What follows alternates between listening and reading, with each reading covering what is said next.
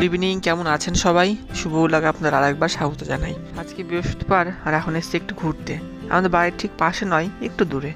তো এখানে শিবরাত্রির সময় না খুব ভালোভাবে পুজো হয়। তো শিব পুজো, তারপরে মা তারার পুজো, আর তাছাড়াও আরও অনেক রকমের দেবদেবী পুজো হয়। তো এখানে এসেছি একটা জিনিস দেখাতে আপনাদেরকে। এখানে এত রকমের দেবদেবী উঠেছে, মানে ওঠায় নারা মূর্তিগুলো দেখতে ভারী সুন্দর লাগে। সেজন্য আমি একটু আসলাম ভিডিও করতে। প্রথমে মন্দিরটা থেকে শুরু করলাম। মন্দিরটি এখানে মা তারার মন্দির আছে। এখানে অনেক রকমের মন্দির আছে, তবে এখানে যে সমস্ত মন্দিরগুলো একবারে পাকা সেই সমস্ত মন্দিরগুলো খুব কম, এই 2 থেকে 3টা। আর এই শিবরাত্রির সময় এখানে অনেক ধরনের দেবদেবীর মূর্তি এখানে তুলে ওনারা। তো এত সুন্দর লাগে দেখতে। আর অ্যাকচুয়ালি এত ধরনের দেবদেবীর নামও আমি ঠিক জানি না, জানেন। এখানে পুজো হয়, তারপরে এখানে আবার কীর্তন হয়, এখানে অনেক ধরনের অনুষ্ঠান হয়।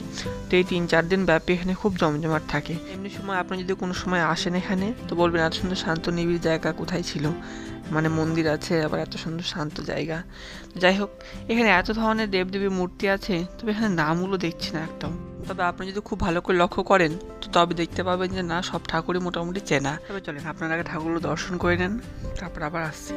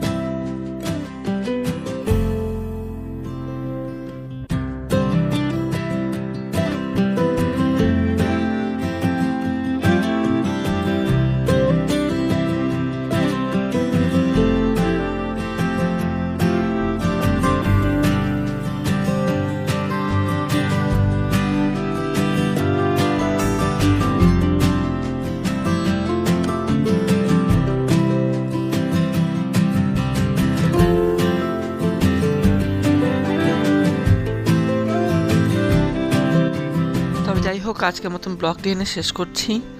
তো আবার দেখা হচ্ছে পরবর্তী আরেকটি ব্লগে। ততক্ষণ সবাই সুস্থ থাকেন, সাবধানে থাকেন। আর আজকের ব্লগটি কেমন লাগলো সেটা তো অবশ্যই একটু কমেন্ট করে জানাবেন। আর এই ধরনের আর আপনার ব্লগ চান কিনা দেখতে, সেটিও অতি অবশ্যই একটু কমেন্ট করে জানাবেন। সবাই সুস্থ থাকেন, সাবধানে থাকেন, নিজের পরিবারের সকলে খেয়াল রাখেন। ধন্যবাদ।